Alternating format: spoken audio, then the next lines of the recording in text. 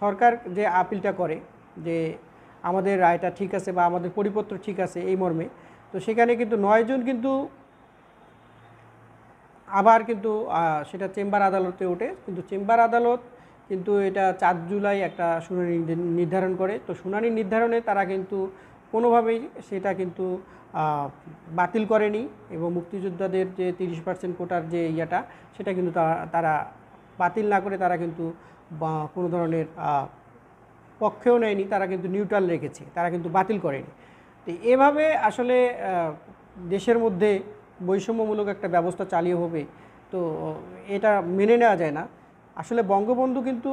এই বৈষম্যহীন একটা সমাজ প্রতিষ্ঠার জন্য কিন্তু যুদ্ধ করে এবং বৈষম্যহীন সমাজ প্রতিষ্ঠায় বঙ্গবন্ধুর